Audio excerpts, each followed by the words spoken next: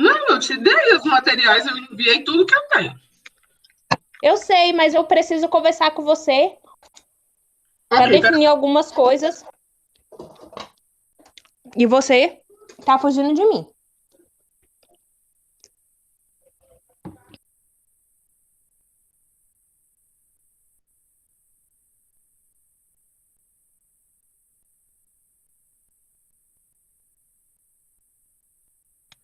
não estão fugindo. Vamos começar a aula, quando terminar a gente conversa. Beleza. Então, a aula de hoje, a gente vai tratar sobre a... Aff, Maria. Foi mal, gente. O som aqui tá super alto. Essa gravação vai ficar hilária.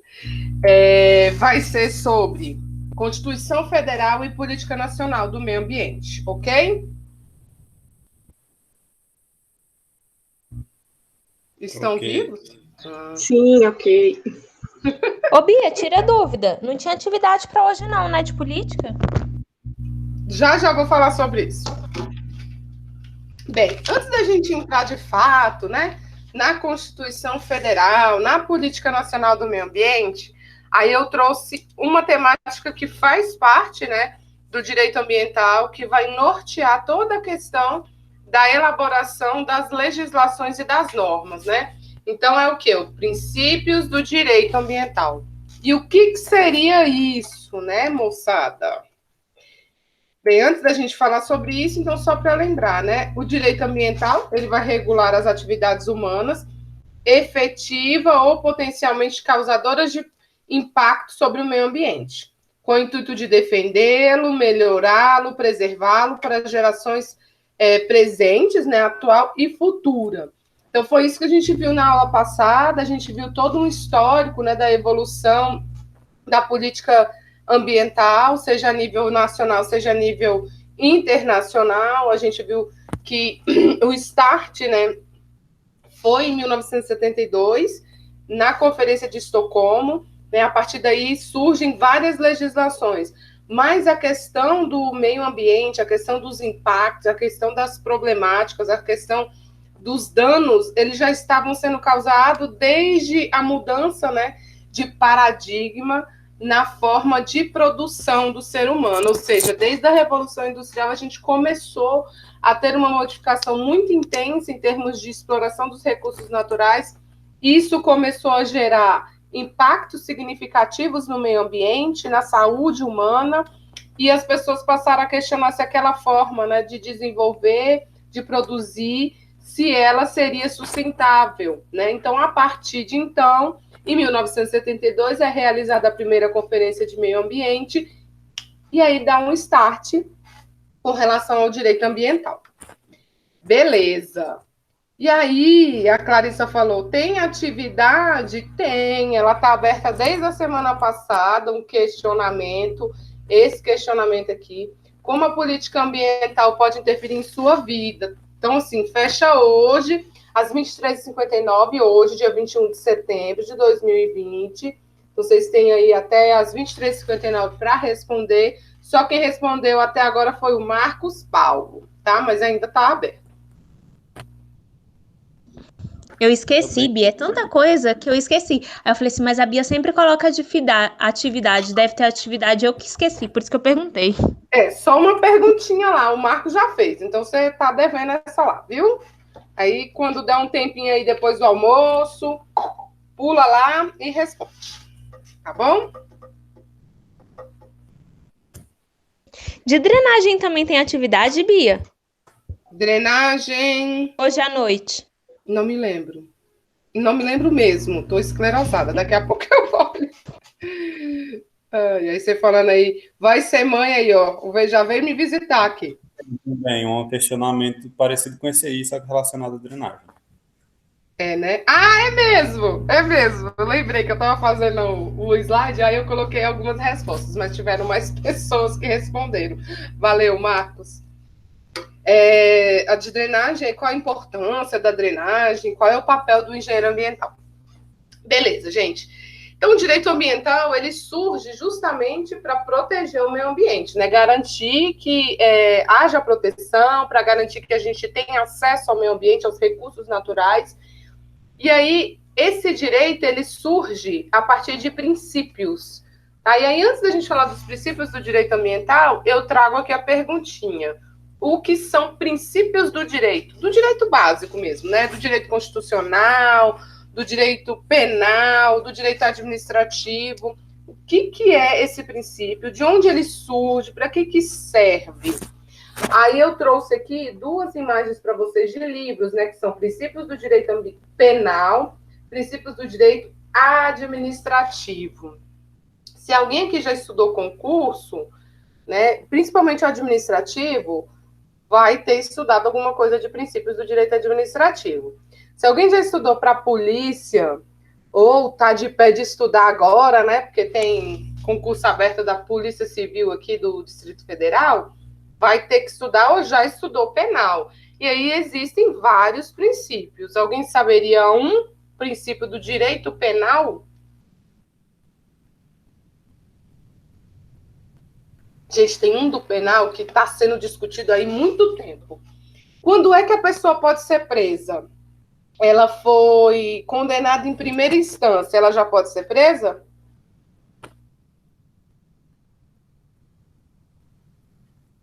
E aí acho que ainda eu sou horrível com direito. Eu acho que pela lei você tem que ser preso só depois que você já exerceu todas as instâncias, não é? Pois é, então há controvérsias, né? De fato, o que acontece? Pela legislação, pela Constituição Federal, está dizendo o seguinte: a pessoa só vai poder ser presa depois do trânsito em julgado. Trânsito em julgado é quando se esgotam todas as possibilidades de recurso. Mas aí alguns juristas acreditam que esse esgotamento de recurso é na segunda instância. Então tem a primeira vara lá, você entra, por exemplo, você perdeu, né? Não sei, matou alguém, perdeu, e aí? Posso ser preso? Não, eu posso recorrer ao tribunal de primeira instância, no caso aqui do Distrito Federal, ao Tribunal de Justiça do Distrito Federal. Tá? Então, acredita-se que aí, depois que o juiz de primeiro grau me condenou, aí eu recorri ao tribunal, e aí é um monte de juiz que avalia, não é só um. Se esses juízes, né, essa reunião de juízes do tribunal me condenar, alguns juristas acreditam que aí já pode ser preso. Outros não. Outros acreditam que eu posso subir para o STJ, né, o Superior Tribunal de Justiça, e ainda, caso tenha possibilidade, para o Supremo. Né? Então, seriam 4 recursos aí. Então, a questão, inclusive, da prisão do Lula, né, teve todo um questionamento em relação a isso. Mas, letra da lei, só posso ser preso depois do trânsito em julgado. O que seria esse trânsito em julgado? É que se discute até hoje. Mas isso é um princípio. Outro princípio do direito penal seria: eu só vou poder ser condenado se tiver uma legislação que estabeleça um crime que eu cometi. Então, há uns anos atrás, não era crime a questão da poluição sobre o meio ambiente. Então, como é que eu ia ser preso? Como é que eu ia ser condenado? Como é que eu ia pagar uma pena, seja ela, né, uma pena alternativa? Se não havia legislação dizendo quais eram os crimes. Agora não, agora a gente tem estabelecidos. Isso acontece com frequência. Há uns anos atrás, a gente não tinha na legislação a questão do sequestro relâmpago. Né, sequestro relâmpago. O que acontecia? A pessoa ia no banco, né, estava lá sacando dinheiro, e aí um criminoso te abordava, te sequestrava, fazia o limpa, né? Você ficava em cárcere privado só por um determinado momento. Não havia essa especificação na legislação. O juiz, quando condenava alguém, era por similaridade, mas isso modificou. Outra coisa, crimes cibernéticos, né? Houve um vazamento aí das imagens da Carolina Dickmann na internet, enfim, foi uma bafafá. Não tinha uma legislação específica, não havia um princípio específico para isso. Então, tiveram que modificar a legislação, inclusive chamaram, na época, de legislação Carolina Dickmann. Ok. Bem, princípio do direito administrativo. Aí é famosíssimo nos concurseiros, tá? A gente tem até Tem um nome para essas coisas que a gente faz, né? Essas palavras para a gente decorar.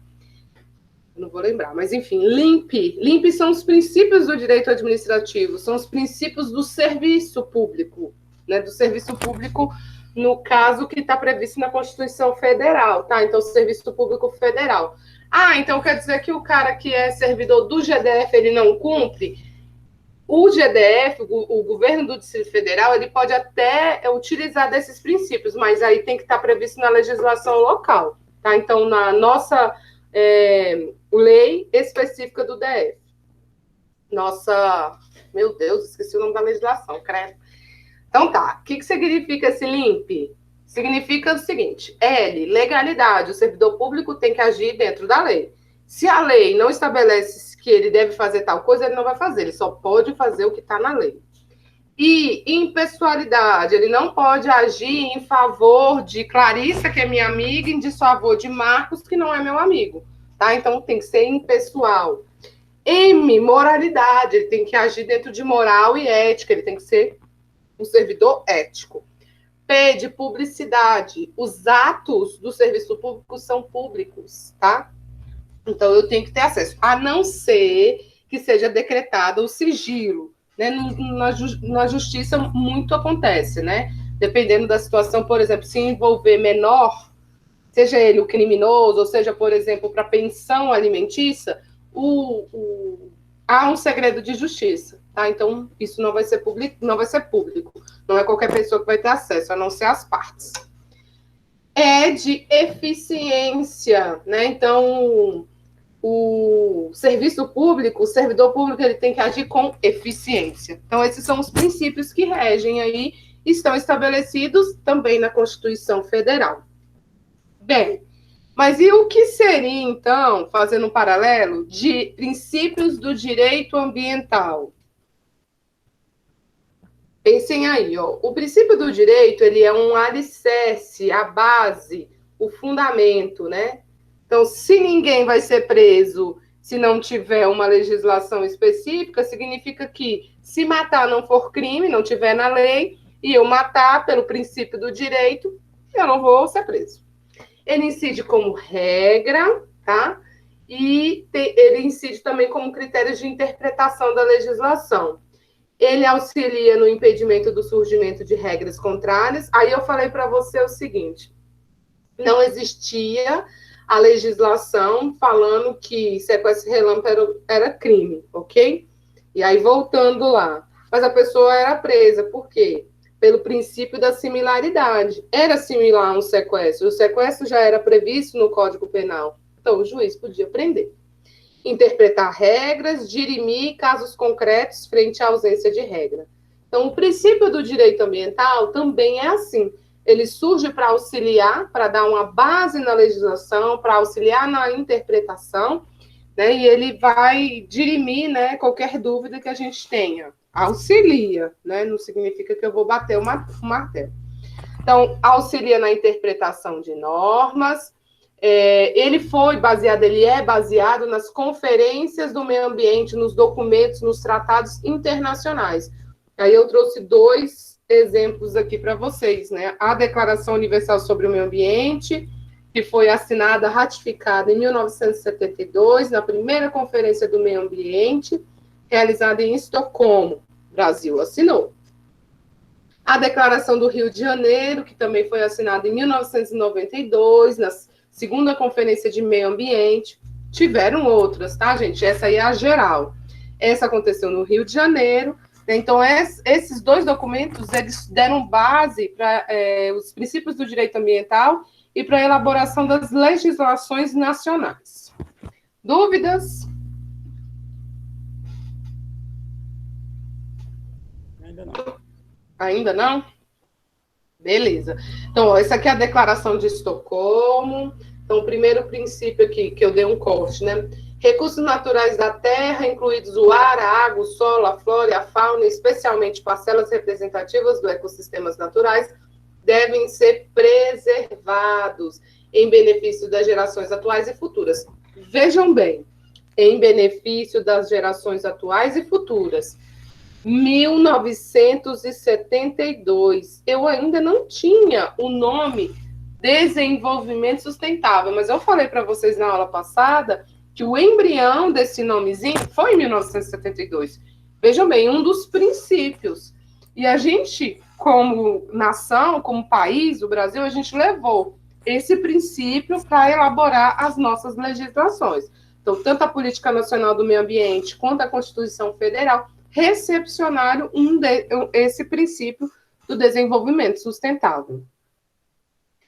Bem, os princípios do direito ambiental, eles podem estar intrínseco ou extrínseco. Então, eles podem estar lá gritando, né? Tipo, tá falando, é esse o princípio. Ou em função de interpretações, né, paralelas. Então, o princípio do poluidor-pagador não tem essa palavrinha dentro da nossa legislação, ou tem? Mas, mesmo não tendo, a gente tem ações que promovem isso. Então, crime ambiental, o cara cometeu um crime, ele vai pagar por ele. É o princípio do poluidor-pagador. O uso pela água, né, a outorga, a cobrança prevista na Política Nacional de Recursos Hídricos, ela é também baseada no princípio do poluidor-pagador. O pagamento da taxa de licenciamento ambiental. Então, eu vou fazer uma atividade, eu preciso de uma licença ambiental, eu preciso de uma autorização do órgão ambiental. Para o órgão me autorizar, eu pago por isso. Então, isso também é relacionado com poluidor-pagador. Então, por mais que não tenha escrito o nome, ele está lá de uma forma subjetiva. Então, não precisa estar escrito o nome para eu interpretar e para ele se fazer valer. É igual desenvolvimento sustentável, eu tenho a interpretação, mas eu não tenho a palavra. Desenvolvimento sustentável, nem na Constituição Federal, nem na Política Nacional do Meio Ambiente. Aí aqui são alguns dos princípios, né? Precaução, prevenção, informação, poluidor, pagador, participação comunitária. Vocês sabem dizer, explicar cada um desses ou não? Já ouviram falar?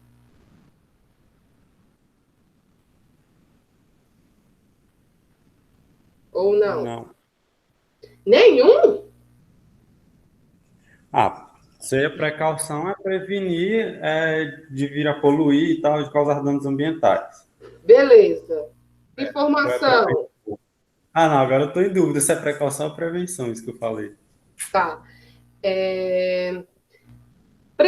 Precaução é o seguinte, eu não sei de fato o que certa atividade ela pode gerar no meio ambiente. Então, antes de eu liberar essa atividade, eu tenho que fazer um estudo de impacto ambiental. Vou dar um exemplo para vocês. Organismos geneticamente modificados. Nem sempre a gente sabe qual é o impacto disso sobre o meio ambiente. Então, antes de eu liberar, eu tenho que fazer um estudo, uma avaliação sistemática para saber o real impacto disso, tá? Então, assim, às vezes eu nem sei, de fato, qual é o estudo para aquela determinada atividade, tá? Então, a precaução, ela age nesse sentido. Como eu não tenho certeza absoluta de quais os impactos que vão acontecer, eu preciso me precaver. Então, eu preciso gerar estudos, informações, dados, para poder garantir a preservação, a proteção. Já a prevenção, eu tenho certeza qual é o impacto. Então, uma usina hidrelétrica, a gente já tem um rol de impactos previsíveis, né? Então, se eu já sei indicar qual é o estudo. Então, eu vou fazer aquele estudo, porque isso eu vou saber quais são os reais impactos e quais as medidas mitigadoras, né? Quais as medidas para diminuir ou conter determinado impacto, tá? Era isso, Marcos? Sim, obrigado. Beleza, informação, então todos têm direito à informação sobre o meio ambiente, tem que ser público, né? Isso está previsto na nossa Política Nacional do Meio Ambiente, a ampla divulgação e informação. Poluidor pagador, acabei de falar para vocês, então se eu cometo um crime eu tenho que pagar, isso está estabelecido na nossa Lei de Crimes Ambientais. Participação comunitária. Então, o seguinte, as pessoas elas precisam ser ouvidas, né? Então, por isso que existe audiência pública, quando a gente vai fazer um grande empreendimento. Tá? Então, se eu for construir uma hidrelétrica, ela não vai ter a liberação pelo órgão ambiental se não tiver uma audiência pública.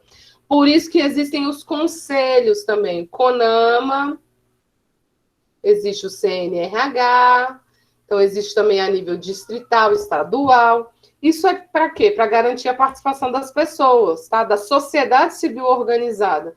Não somos nós, mas assim, as ONGs, as OCIPs organizadas, elas podem participar e, a partir daí, garantir a participação da sociedade civil, ok?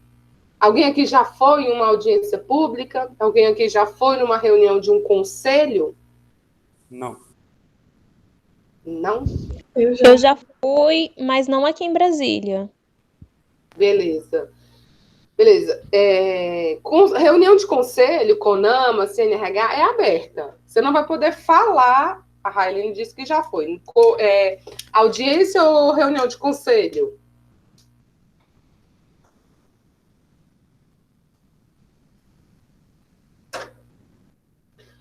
Nas reuniões de conselho, para reformular uma lei, era lei? Ah, tá, pode ser que seja da Câmara, né? Norma. Porque se for CONAMA, também tem, né? A gente reformula as resoluções, tanto CONAMA como CNRH. Nessas reuniões, elas são abertas, mas, assim, quem não tem cadeira, quem não faz parte, não fala. A gente pode só ouvir, tá? Assim, numa audiência pública é diferente, tá? Se eu faço parte da comunidade mesmo, eu posso pedir a palavra.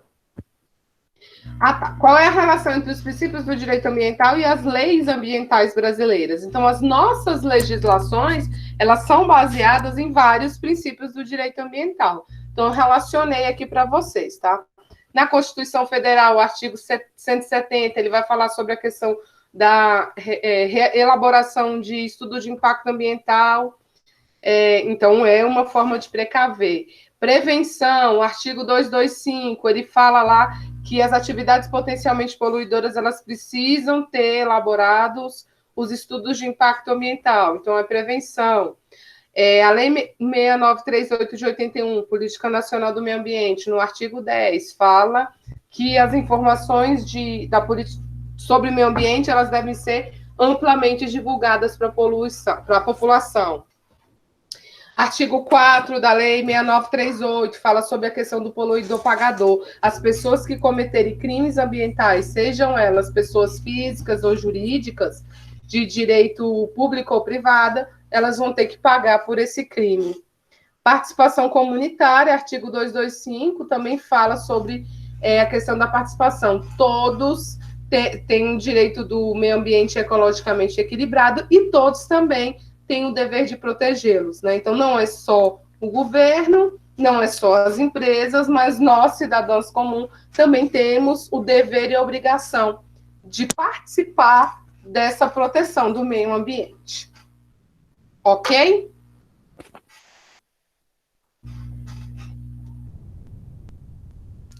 Falei muito rápido, alguma dúvida? Tranquilo. Tranquilo. Vamos lá, né? A Constituição Federal... Fala, Marcos. Você vai falar alguma coisa ou não? Falei tranquilo. Ah, tá. Ok. Bem, então, todas as nossas legislações, elas vão respingar nesses princípios que são elaborados com base, né, nas conferências, nos protocolos, né, em todo esse aparato normativo internacional. Como primeira norma, digamos assim, dentro da legislação brasileira de meio ambiente, a gente tem a Constituição Federal.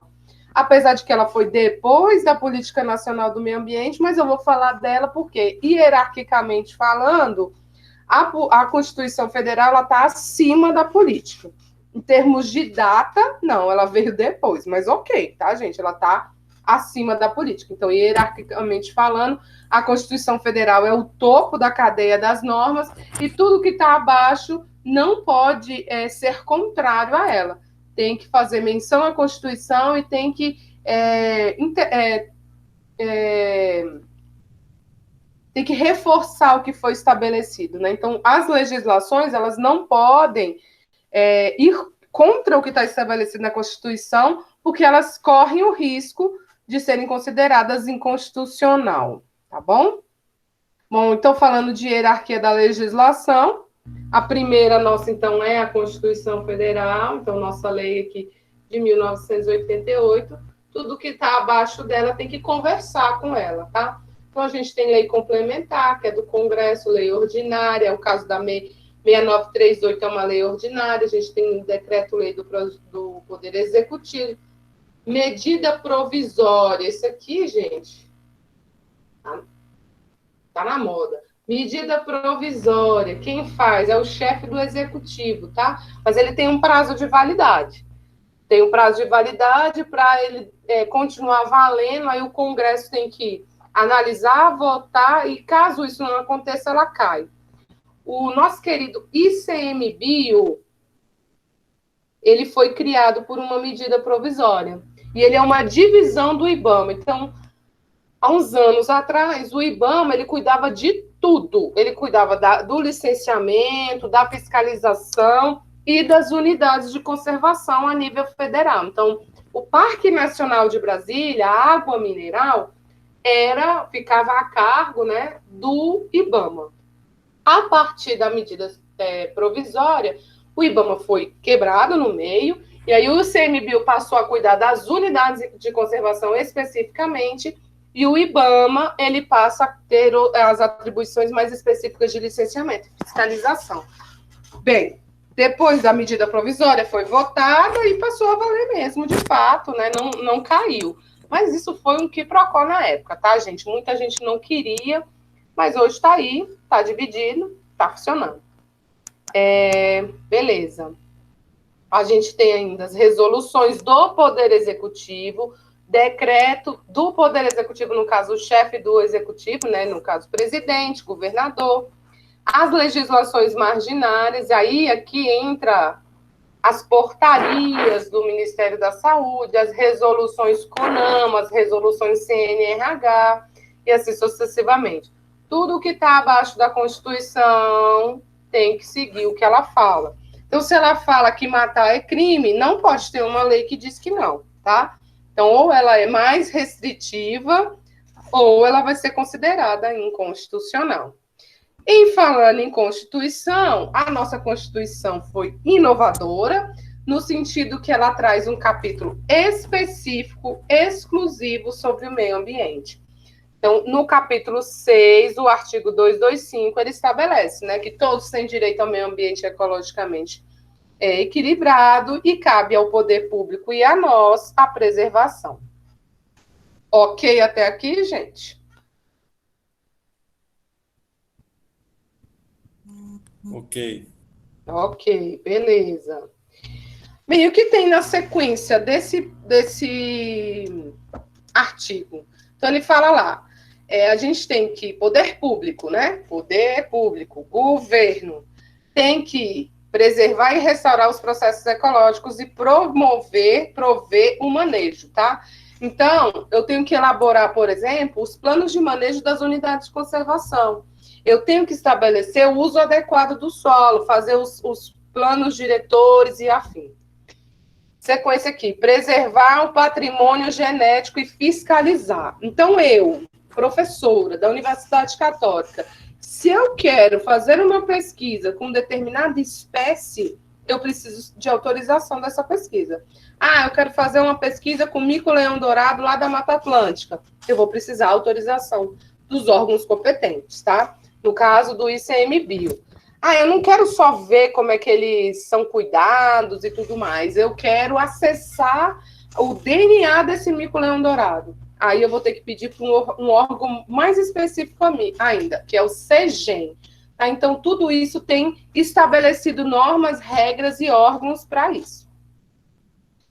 Bem, eu preciso estabelecer espaços protegidos, e aqui entra a APP, reserva legal, unidade de conservação, e eu não posso fazer uso dessas áreas se eu comprometer a sua preservação. Se eu for alterar os limites dessas áreas, se eu for suprimir, se eu for derrubar qualquer coisa, só por meio de lei, tá? Então, por exemplo, a área de preservação permanente na margem de rios, ela tem um tamanho de 30 metros no mínimo, a depender da largura do meu rio.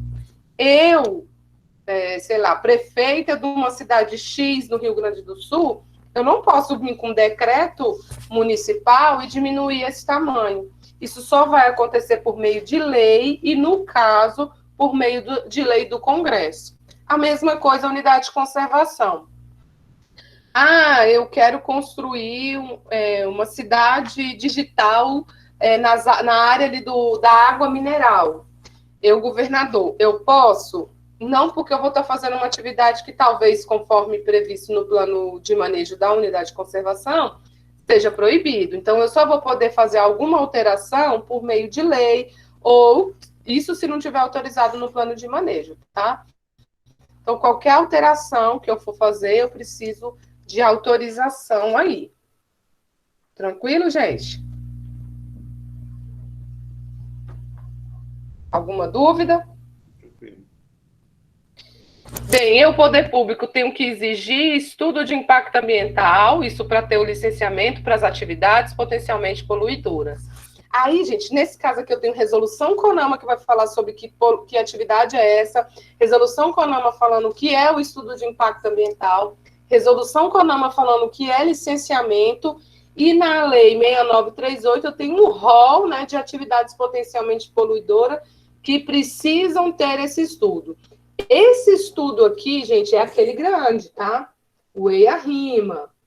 Para as demais atividades que não são tão complexas, não significa que eu estou livre de estudo. Significa que o estudo vai ser mais simples, tá? Pode ser um PCA, pode ser um RIV, pode ser outros estudos que a gente tem disponibilidade a rigor, a determinar pelo órgão ambiental, tá bom? Alguém aqui faz estágio no IBRAM?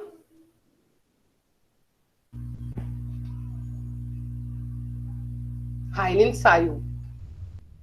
Não, pelo menos que eu me lembre do povo que tá, acho que ninguém faz. Ninguém faz, né? A Rai faz na CAESB. Na CAESB. Tinha as meninas que faziam no IBRAM, mas eu acho que elas já formaram, né? Sim, a Ruana fazia lá.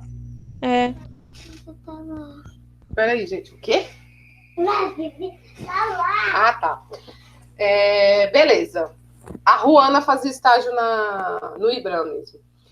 Bem, o órgão competente é que vai definir, né, qual que é o melhor estudo, isso em função do impacto da atividade, se ele é a nível municipal, estadual ou federal. Algumas atividades já é estabelecido que é o órgão federal, tá? Então, é o caso da extração de petróleo. O petróleo é IBAMA que libera, tá? Independente aí do impacto. Bem, o poder público ele também tem que controlar a produção, comercialização, o uso de algumas substâncias que são risco, né? E um exemplo aqui seriam os pesticidas. Então, pesticida, gente, precisa de uma liberação. E outra coisa, a disposição final do resíduo do pesticida, a embalagem do pesticida, tem todo um rigor. A pessoa, quando ela compra, ela precisa devolver isso para o estabelecimento. É logística reversa? Mas aí o cuidado não é só a questão da logística reversa, é o residual que fica nessa embalagem, que pode colocar em risco toda uma comunidade. Você imagina, o cara lá tá com uma embalagem de pesticida usando para colocar água para beber.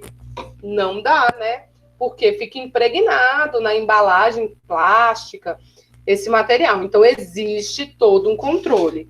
No caso dos pesticidas, você não, a depender do que você for comprar, tem que ter um receituário. Um receituário que quem assina é o agrônomo. Então, é igual o médico, né? Então, é igual o veterinário, né? Para os animais, é igual o médico humano, né? Para a gente, o agrônomo ele vai dar, né, uma receita para isso. Eu tenho que promover educação ambiental em todos os níveis de ensino e também promover conscientização pública, tá? Então, nas escolas tem que ter educação ambiental, mas também para a sociedade. Alguém aqui teve educação ambiental no ensino fundamental, médio, infantil? Não. Eu tive no ensino fundamental. fundamental. Marcos? Nadinha. Nada.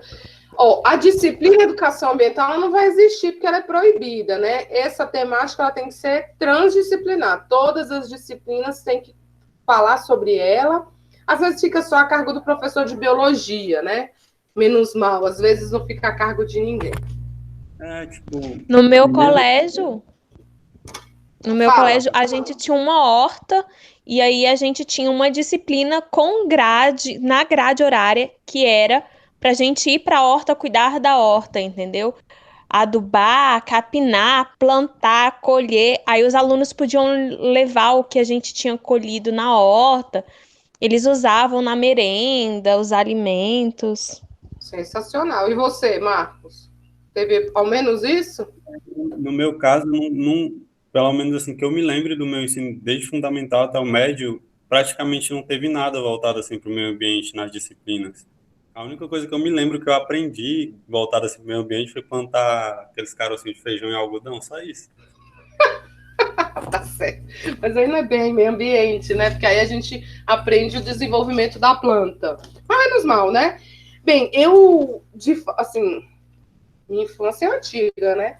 Eu lembro de algumas coisas, tá, gente? Mas assim, mais na aula de biologia, não era uma coisa integrada, né? Não tinha uma questão de horta, mas a gente via bastante. E olha que eu sou de uma infância da década de 90, né? Então, assim, apesar de que teve em 1992, né? A Rio 92 não era, assim, a melhor das consciências. Por isso que era mais voltado para a área de biologia. No ensino médio, eu lembro da gente ter muita coisa disso em filosofia. Eu vou falar que eu odiava filosofia, eu só gostava de filosofia quando ela ia falar dessas coisas. E é engraçado, mas tem a ver, né? Porque filosofia a gente estuda exatamente as relações e tudo mais, mas era única também. E um pouquinho da biologia. Mas isso é obrigatório já tem muito tempo, né? Desde 1988, não vou dizer 1988 porque tiveram modificações, mas desde 1997, que foi instituída a Política Nacional de Educação Ambiental, é obrigatório. As escolas precisam promover, né? Vamos lá. Outro ponto importante aqui é proteger fauna e flora, vedado o risco que comprometa a sua função ecológica e que provoque extinção. É proibido submeter à crueldade. Gente, isso aqui é o seguinte, aquelas experiências, vocês não chegaram a ver, eu também não, mas na minha época ainda existia. Tinha uma experiência que a gente fazia em biologia, eu acho que era 7º ano, hoje é 8º ano, né? Que eles abriam, né, a rã viva para ver o coração batendo. Então, isso é cruel. Então, esse tipo de atividade, hoje, ele só vai poder acontecer mediante a autorização do Comitê de Ética. Então, a Católica, ela possui um Comitê de Ética. Então, para fazer atividades, hoje com curso de veterinário, então, né, para eles fazerem as atividades, né, de ensino, né, pesquisa, precisa de uma autorização. Para eu testar qualquer coisa em animal, precisa de autorização. Não vou falar de animal aqui, mas hoje a gente está acompanhando a pesquisa da vacina. Nós somos as cobaias, né, atualmente. Estamos fazendo teste nas pessoas. Mas antes, né, por exemplo, Oxford, a China, a própria Rússia, antes de começar a fazer a testagem no humano, nem que foi um pedacinho, ele testou em algum animal, seja o macaco, seja o canudongo. Então, isso aí é passível, né, de autorização. E aí tem todo um rigor aí para você fazer. Bem, incumbência geral. Para fazer a exploração mineral, eu preciso da autorização do órgão competente e esse órgão ele vai exigir a recuperação depois. Aí aqui sobre poluidor pagador, ó. Atividades e condutas lesivas, vai caber sanções penais, administrativas e cíveis. Cíveis é relacionado à reparação do dano. E a gente vai ter uma aula todinha sobre crimes ambientais. A gente vai falar disso. Outra coisa, floresta amazônica, Mata Atlântica, Serra do Mar, Zona Costeira, Pantanal, Mato Grossense são patrimônios nacionais. Então, o uso é na forma da lei e eu tenho que assegurar sua preservação. Quem não entrou aqui, gente, nesse rol de patrimônio nacional? Quais foram os biomas que não constam aqui? Alguém? Cerrado. Cerrado. Caatinga. E aí, se a gente for na interpretação nua e crua, Pantanal Mato Grossense seria só Mato Grosso. Mato Grosso do Sul estaria de fora. Ah, professora, mas isso é porque deve ter sido antes. Não. Quando foi elaborado essa parte do artigo, Mato Grosso já era dividido do Mato Grosso do Sul, tá? Então, se eu for fazer uma interpretação nua e crua, Mato Grosso do Sul não está. O Pampas também não entra, não, professora? Exatamente, Pampas também não tá. Ah, gente, aí tem as teorias. Não tá, porque são fronteiras agrícolas, né? Tanto Cerrado, Caatinga, não tá porque ninguém quer saber.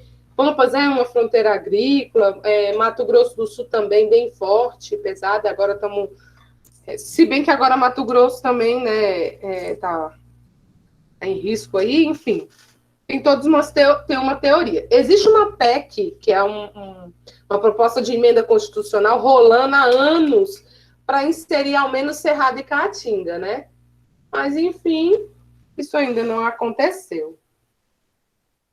Bem, finalizando aqui a Constituição, se eu for construir uma usina nuclear, tem que ser autorizado por uma lei. O Congresso Nacional vai ter que autorizar. Então, a usina lá de Angra dos Reis, para ela funcionar, ela tem que estar estabelecida numa lei. Terras devolutas e arrecadadas, terras dos estados que a gente não usa, né, assim, no meio do mato e tal, o estado não pode dispor delas. Ele tem que vender. É o caso, por exemplo, da Vicente Pires, tá? A Vicente Pires tem uma parte que é do governo federal, tem uma parte que é do governo do Distrito Federal. O governo ele não pode dispor, ele precisa vender, tanto é que está tendo, né, essa questão aí do parcelamento, do pagamento da terra. Ok. Beleza, então, a Constituição, ela tem um artigo exclusivo, né, sobre meio ambiente, mas não é só ele que trata sobre meio ambiente. A gente tem pincelado ao longo da Constituição vários assuntos sobre o meio ambiente que estão inseridos em outros locais. Por exemplo, a incumbência dos municípios de elaborar o ordenamento do território não está no artigo 225, mas ele está na Constituição Federal. A questão do saneamento básico, né, a promoção dos serviços de saneamento básico, não está no artigo 225, mas ele está na Constituição em outro local. Aí tem outras partes que a gente vai tratando, né, que tem também Constituição Federal, que tem também meio ambiente na Constituição Federal. Então, a gente tem um capítulo exclusivo, um artigo exclusivo, mas existem outras informações em outros itens. Ok? Alguma dúvida? Corri demais? Ou estão acompanhando? Eu estou acompanhando. Então tá. Agora eu vou entrar, gente, na Política Nacional do Meio Ambiente. Então, ok, Constituição Federal de 88, quando ela foi elaborada, a gente já tinha a Política Nacional do Meio Ambiente. Quando a Política Nacional do Meio Ambiente foi elaborada, publicada no Diário Oficial, a Constituição, à época, não falava nada de meio ambiente. Então, à época, essa política ela poderia ter sido considerada inconstitucional. Porque, lembrem, hierarquia lá da legislação, Constituição, tudo que tem que estar abaixo tem que ser recepcionado, tem que ter alguma menção na Constituição. Então, em 1981, não tinha. Ela não foi considerada, né, inconstitucional, graças a Deus. Em 1988, a política ela foi recepcionada, né? Então, a Constituição acabou abarcando boa parte do que já estava estabelecido nessa política, e maravilha, né? Então, a nossa política nacional é a primeira legislação de fato, né, que traz a divisão das atribuições a nível municipal, estadual e federal, e entre os órgãos também. Porque ela cria um negocinho chamado CISNAMA. Vocês já ouviram falar nisso? CISNAMA. É conselho de alguma coisa, conselho regional, não é? É sistema, né? É sistema nacional. Sistema Ah, sim. Ah, tá. Nacional do Meio Ambiente. Gente, ele não é um órgão. Não vou bater lá na porta do CIS, não, mas isso não existe. É um sistema. Ele vai reunir todos os órgãos do meio ambiente a nível nacional, estadual, municipal e estabelecer o que cada um faz, tá? Então, assim, é sensacional isso, porque aí eu vou saber aonde eu vou se eu precisar de fazer um licenciamento a nível estadual, a nível municipal e a nível federal. Então, ele estabelece as competências, as atribuições desses órgãos aí, certo? Bem, e aí vai estabelecer uma série de instrumentos e objetivos para facilitar a proteção e a preservação do meio ambiente. Então, é como se fosse o nosso Código Ambiental, é a Política Nacional do Meio Ambiente, que vem desmembrando aí todas as informações necessárias. Então, a política, né, ela é recepcionada pela Constituição, lá no artigo 23 vai falar sobre isso, no artigo 225, né, que é exclusivo de meio ambiente também. Então, política nacional, graças a Deus, foi recepcionada e está vigindo até hoje. Ela traz um rol de conceitos importantes, tá? Então, ela diz o que é meio ambiente. Na aula passada, eu trouxe para vocês o conceito de meio ambiente da política. Ela traz o que é degradação ambiental e o que é poluição. E, a partir daí, ela vai estabelecer os instrumentos para garantir o quê? A proteção, diminuir a degradação e a poluição. Alguém faz ideia de algum instrumento dessa política? Instrumento é para colocar em prática, tá? Como é que eu vou fazer para proteger o meio ambiente, por exemplo? Vocês têm ideia do que seria um instrumento para isso, estabelecido na política? As leis, por exemplo? Não, mas é algo mais prático, né? A lei, ela pode estabelecer um instrumento, mas é algo mais prático. Bora lá, que já já vocês vão descobrir. Bem, outros conceitos que ela vai trazer, né? O que seria o poluidor. Isso aqui, gente, foi essencial para dizer o seguinte: olha, não vai ser só a pessoa física que pode ser penalizada, a pessoa jurídica também. Então, nessa lei, o poluidor é qualquer um. É você, cidadão, ou você, pessoa jurídica. Então, por exemplo, o acidente que teve em Brumadinho, né? O rompimento da barragem lá, Larissa saiu. Rompimento da barragem lá, o que aconteceu? A empresa, ela vai ser responsabilizada por isso, né? Claro que vem aí envolvido engenheiros e todo o resto lá, mas assim, o nome da empresa vai ser envolvido, ela vai pagar por isso.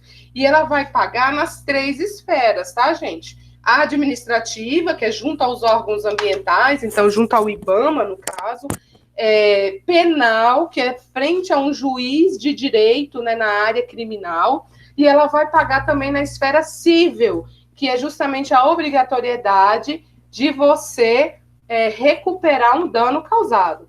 Então, houve um rompimento da barragem, causou um dano terrível na área ambiental, poluiu a água, né, ali, e aí ela vai pagar. Como é que vai ser isso?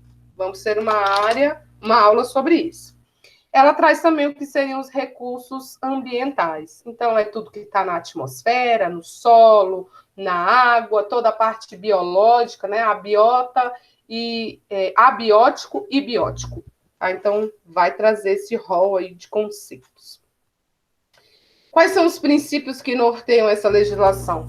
Então, eu tenho que garantir um equilíbrio ecológico, eu tenho que garantir o uso racional dos recursos naturais, eu tenho que planejar e fiscalizar, eu tenho que proteger os ecossistemas, eu tenho que controlar e fazer o zoneamento das atividades, eu tenho que promover a educação ambiental, fazer o controle da qualidade ambiental e recuperar a área degradada. Então, os meus instrumentos, as minhas atividades práticas a nível de poder público tem que permear esses princípios que estão estabelecidos dentro da Política Nacional do Meio Ambiente. Ainda não é instrumento, tá bom? Ok? Ok. Bem, os objetivos. Então, desenvolver fazer desenvolvimento econômico e social.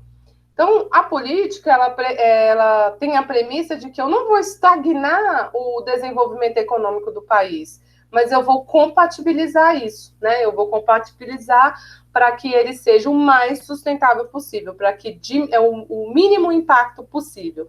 E aí, nisso, a gente tem um instrumento, né, que vai conversar, que é o instrumento do licenciamento ambiental.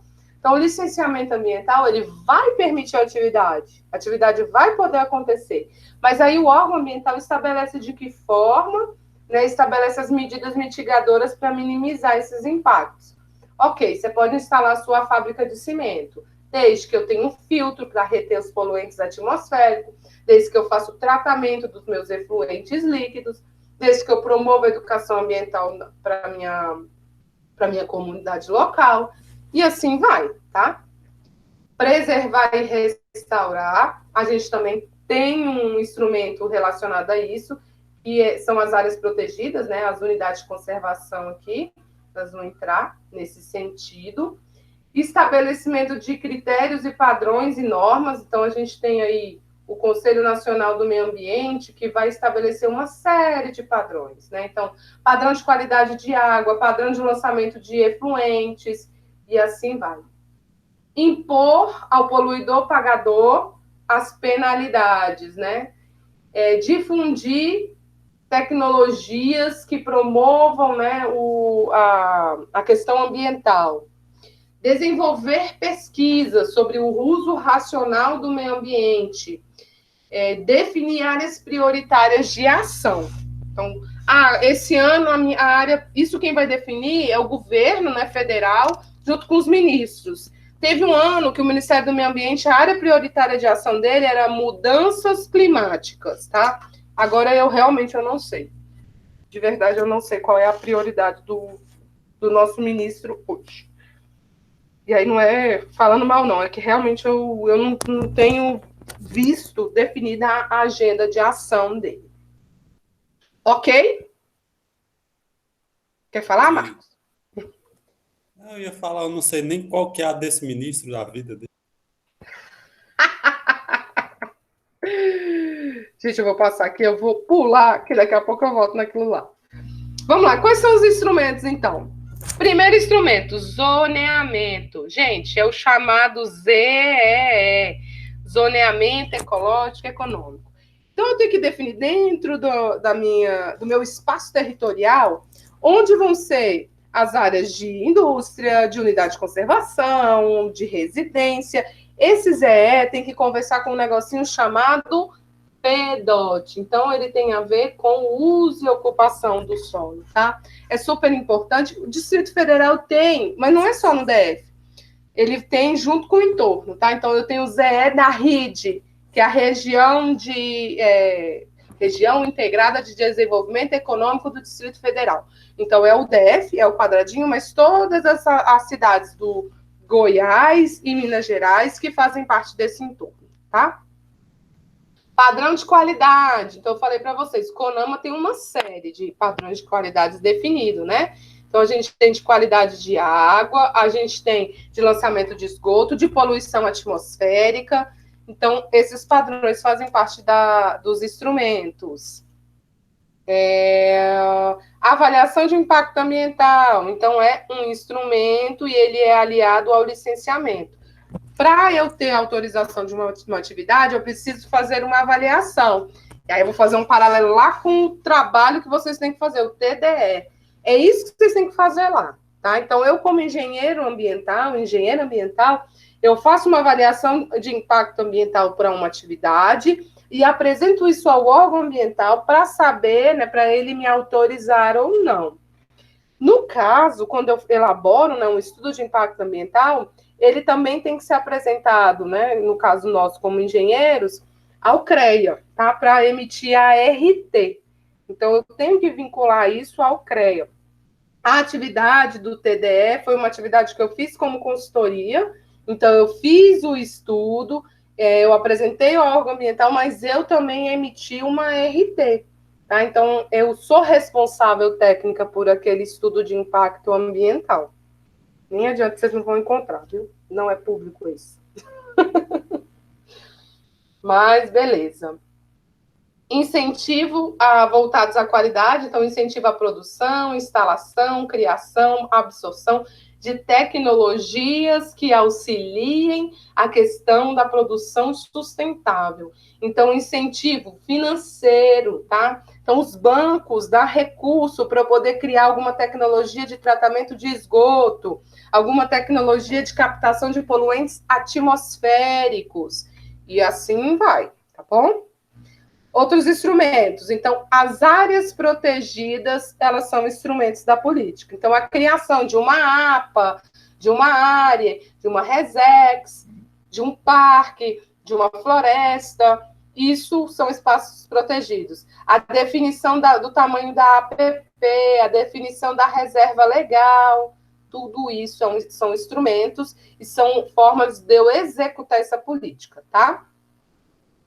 Sistema Nacional de Informação. Então, um sistema, aí é banco de dados mesmo, com todas as informações de meio ambiente a nível nacional, federal e estadual. Isso não funciona, tá, gente? Mas é um instrumento previsto na legislação.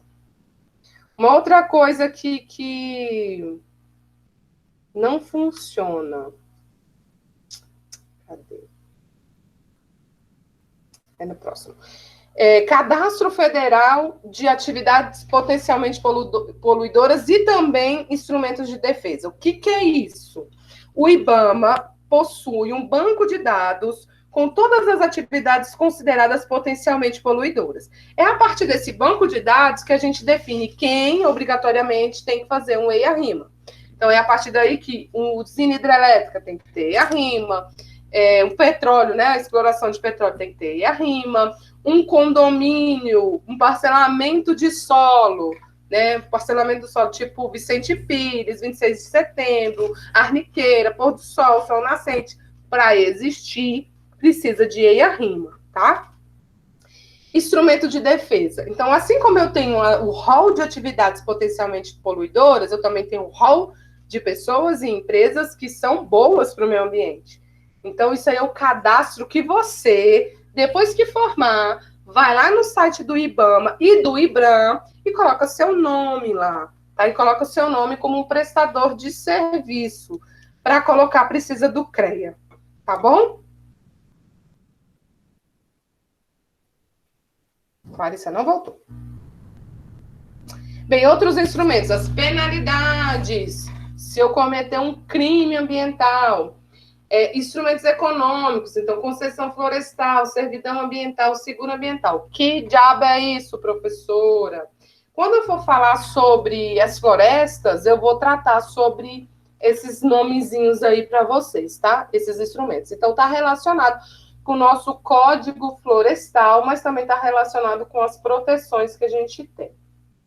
Prestação de informação, então isso aqui é a questão de você divulgar tudo que é feito na área ambiental, divulgar as audiências, divulgar os licenciamentos.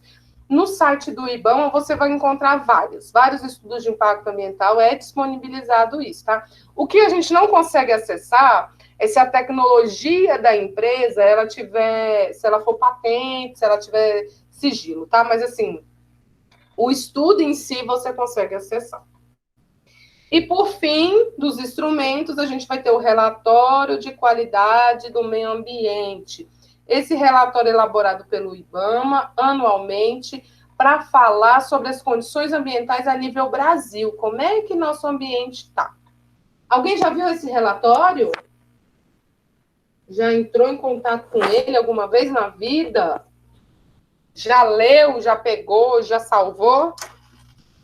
Esse RQMA? Não, o Marcos diz que não. Eu também acho que não. Então, meninos, ele foi elaborado uma única vez, em 1986. Por volta de 2010, 11, o IBAMA estava querendo fazer de novo, porque ia ter uma reunião de novo, de Conferência Meio Ambiente no Brasil, no Rio de Janeiro, de novo, em 2012. Putz, passaram-se quantos anos, né? De 86 até 2010, e nenhum relatório foi feito, então eles queriam mostrar. Só que acabou que não foi apresentado. Tá? Então, estamos aí no limbo. O IBAMA nunca apresentou anualmente esses relatórios. Diferente da ANA, tá? A ANA, anualmente, ela apresenta um relatório sobre a qualidade dos recursos hídricos a nível nacional. Eu vou voltar aqui para finalizar a Política Nacional do Meio Ambiente, para falar sobre o CISNAMA. Então, o CISNAMA, gente, é isso aqui. Na próxima aula eu vou detalhar ele um pouco mais, mas o CISNAMA é isso. É a reunião dos órgãos, né? Dos órgãos relacionados ao meio ambiente a nível Brasil. Então, a gente tem o órgão superior, que é isso? O órgão superior, gente, são todos os ministérios reunidos aí e que eles podem tratar sobre o meio ambiente. É ele que vai definir a área prioritária a ser trabalhada, né, na área ambiental pelo governo federal. Um braço do lado aqui, a gente vai ter o Conselho Nacional do Meio Ambiente. É um órgão consultivo e deliberativo, ele elabora, regulamenta a legislação. Quem participa dele? Todo mundo. Né? Então, a gente tem representação de governo federal, estadual, municipal.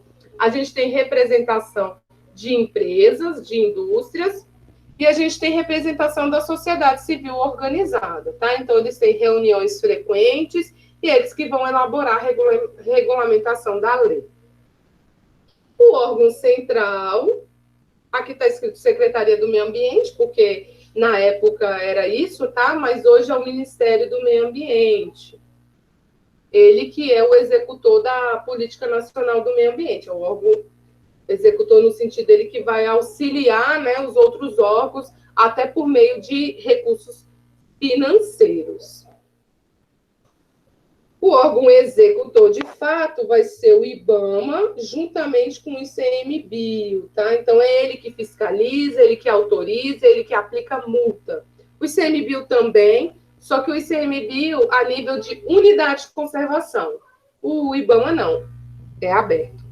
Da mesma forma, a gente vai ter os órgãos seccionais e os órgãos locais, tá? Eles também serão, de certa forma, executor, fiscaliza, multa, libera, autoriza, só que esse aqui é do Estado, então, no nosso caso aqui seria o IBRAM, e esse aqui é município, no nosso caso aqui não temos, né, mas aí a gente pode falar do vizinho. Águas Lindas seria o órgão municipal, lá a gente tem, né, uma secretaria de meio ambiente de Águas Lindas. Também tem Lusiânia, né, também tem Valparaíso. Então, é eles dois, né? Que aí, se não tiver o órgão municipal, aí quem vai cuidar vai ser o Estado. Caso não tivesse de Estado, não é o caso do Brasil, todos têm, mas se não tivesse, aí o IBAMA que cuida, tá? Então, tem estabelecido, né, no CISNAMA o que cada um faz. Tranquilo, gente? Estão vivos ainda? Então, aí eu vou detalhar um pouco mais para vocês na próxima aula sobre o CISNAMA, tá? E aí, beleza. Essa aqui é a pergunta que já está aberta lá na plataforma do fórum, né? Qual a inovação acrescentada com o advento da Política Nacional do Meio Ambiente? Gente, foi uma série de inovações. A questão da penalização dos crimes, a questão do licenciamento ambiental, a questão da definição de padrão de qualidade, né, de lançamento de esgoto, de qualidade de água, de emissão atmosférica. Então, vocês podem pegar um e falar um pouquinho, tá? Antes de eu liberar vocês, se vocês prestarem atenção, a gente vai fazer um jogo. E eu vou chamar... Quem ganhar, ganha o quê? Quem ganhar, quando eu encontrar, ganha um bombom. Tá, não, mas assim, não, como vocês não vão jogar entre si, eu vou chamar... São 5 perguntas, né? Mas, enfim, não temos 5 aqui, temos 4. Larissa fugiu. Um por vez vai responder, e então não é uma competição, tá bom? E aí eu vou discutindo com vocês essas respostas, tá bom? Gente, desculpa aí se eu falei demais, tá? É porque hoje eram 2 leis que eu tinha que... E bora lá. Marcos, você é o primeiro da minha lista. Em patrimônio nacional do Brasil, exceto... Qual que não é? Qual que não está na Constituição Federal? Cerrado. Gente, está errado aqui uma coisa. Você falou que isso é errado? Beleza, bora lá. Tinha 2, mas tá bom. Aline, tá viva? Tô. Todos têm direito ao meio ambiente ecologicamente equilibrado. Essa frase relaciona-se com qual princípio do direito ambiental? Informação, precaução, desenvolvimento sustentável ou poluidor pagador?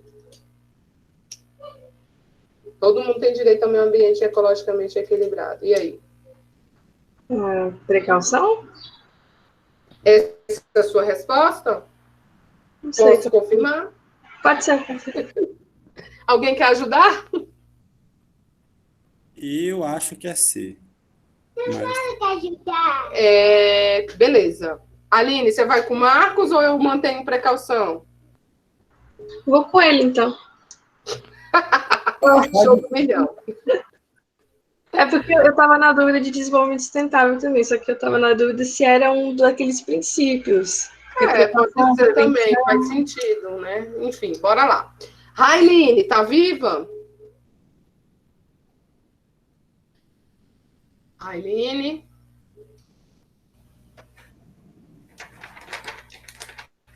A Constituição Federal exige estudo ambiental para, letra A, atividades potencialmente poluidoras, letra B, atividades ecológicas, letra C, atividades que geram pequenos impactos, letra D, atividades agropastoris.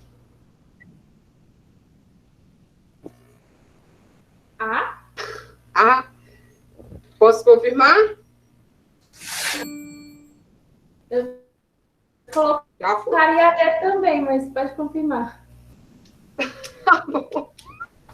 Marcos, vamos lá de novo. São instrumentos da Política Nacional do Meio Ambiente, exceto, não é, zoneamento, licenciamento, avaliação de impacto ou difusão de tecnologia.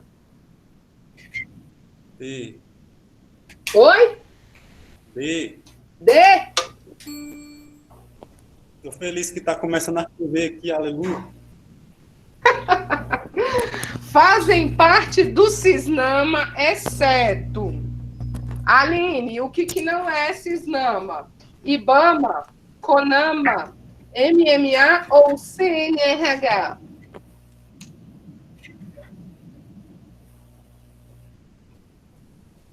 Aline? Oi. O que não é CISNAMA?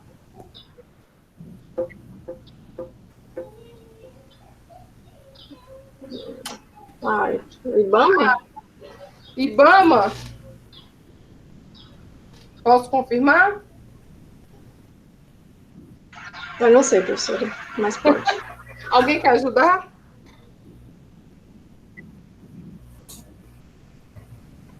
Essa eu não sei também. Eu chutaria D, mas não sei. Railine? Qual que você chuta? Nossa, não chuto nada. Ó, vou chutar o IBAMA da Aline, tá? E bora lá. Errou. E aí, vamos ver as respostas, tá?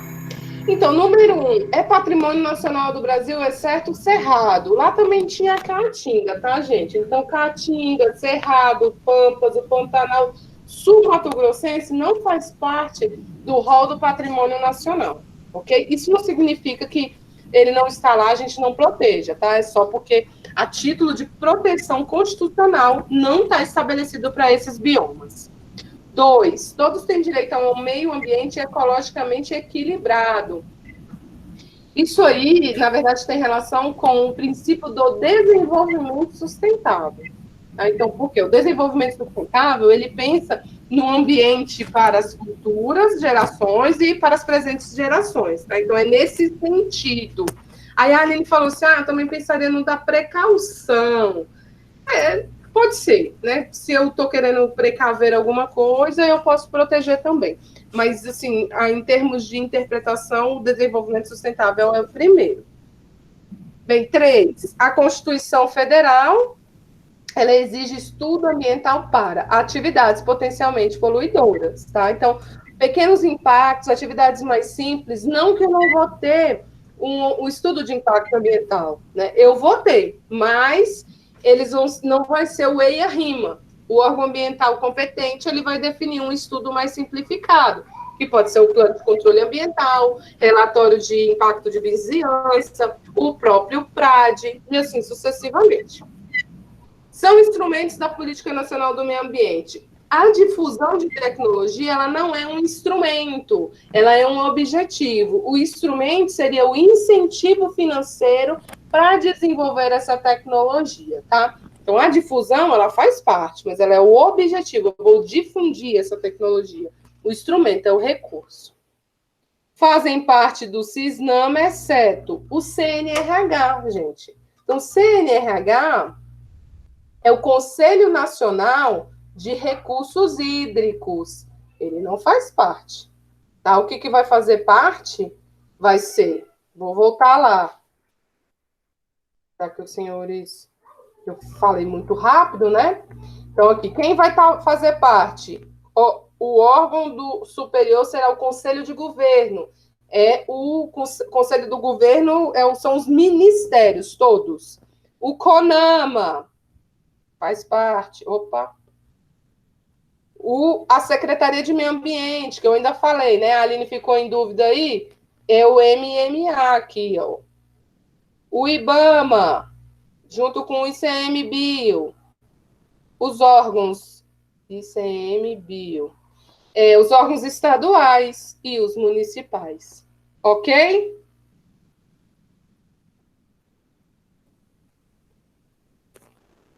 Estão vivos? Ok, professor. Sim. Beleza, então para hoje, vocês têm que participar lá do fórum que está aberto, que fecha hoje, só o Marcos fez. Até semana que vem vai ter o fórum aberto sobre a política nacional do meio ambiente, tá? Na semana que vem, qual será a nossa temática? Acho que é florestas. Então, eu vou falar sobre o Código Florestal. Deixa eu só confirmar aqui. Então, vou falar sobre APP, é uma área protegida, tá? Vou falar sobre reserva legal, também é uma área protegida. São unidades de conservação? Não, não são unidades de conservação, mas fazem parte do rol de áreas protegidas, prevista na Constituição Federal, prevista na Política Nacional do Meio Ambiente, em que o governo ele precisa estabelecer, tá bom? Então, dia 28 de setembro será a nossa fala sobre Código Florestal. Uma coisa importante, hein? A partir do dia 5 de outubro, a gente vai ter as apresentações temáticas, que a gente já dividiu aí. E dentro do plano de ensino tem o conteúdo que vocês precisam abordar.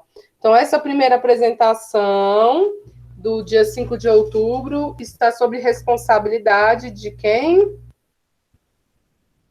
Do Marcos, né? E aí depois a Clarissa está com tema 2, a Aline com tema 3. Railine, você ficou com saneamento básico, tá? Então, saneamento básico é mais para frente. Recursos hídricos, que é a Lígia, que ainda nunca veio para a aula. Então, aí tem os dias, as datas, lá e o conteúdo. Lembrando, uma apresentação oral de 10 minutos e a parte escrita é um resumo e deve seguir o modelo que está lá no Moodle também. É isso. Vou finalizar a gravação da aula.